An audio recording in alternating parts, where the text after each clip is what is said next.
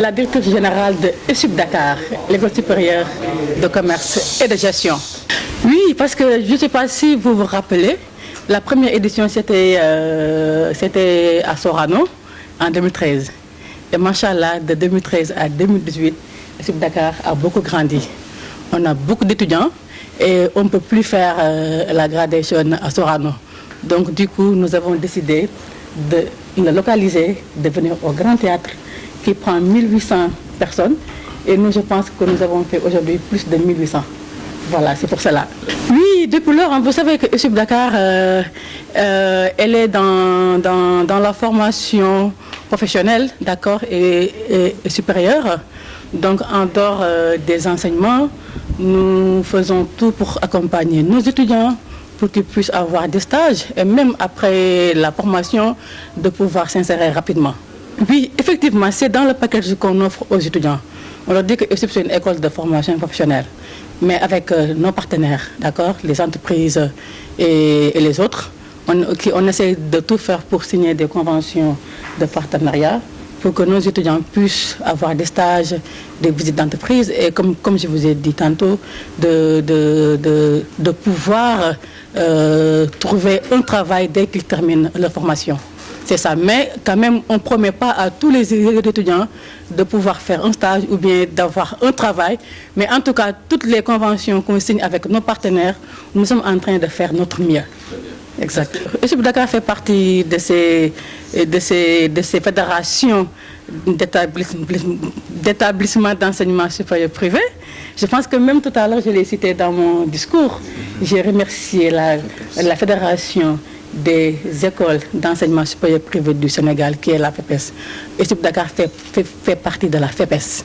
Voilà, donc forcément, nous travaillons avec l'État, nous recevons des prises en charge venant de l'État, nous avons aussi des étudiants pris en charge par l'État.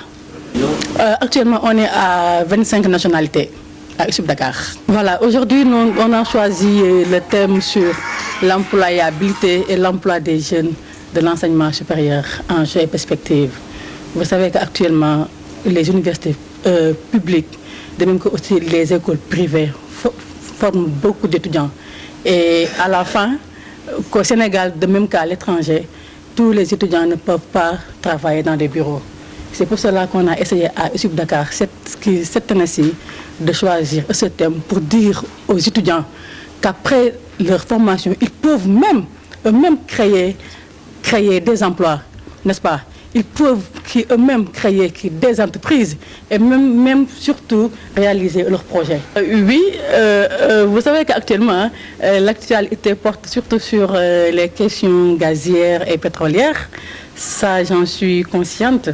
Et je sais qu'il y a déjà certains collègues responsables d'école qui ont déjà ouvert des départements sur ces questions-là, d'accord. Mais ESUP Dakar est en train de travailler avec son staff académique pour mettre en place au moins un département chargé de la question du pétrole et du gaz. Je ne peux pas vous dire que ce sera dans 1 an ou bien 2 ans, mais Inch'Allah, très bientôt, vous allez avoir des filières, n'est-ce pas, qui vont parler de la question du pétrole et du gaz à ESUP Dakar. Parce qu'aujourd'hui, c'est ce qui fait l'actualité. Parce qu'aujourd'hui, la question du pétrole et du gaz, c'est une filière nouvelle d'avenir.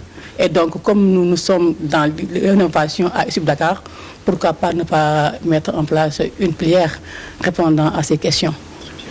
Aujourd'hui, je pense que nos défis à ESUP Dakar, premier défi, c'est de doubler monsieur le responsable communicant, M. Fabo, le nombre d'étudiants qu'on reçoit par année à ESUP Dakar et surtout mettre l'accent sur la qualité comme on l'a toujours fait, la qualité et aussi la rigueur, mais en même temps aller chercher des filières nouvelles et insérer les jeunes dans l'emploi.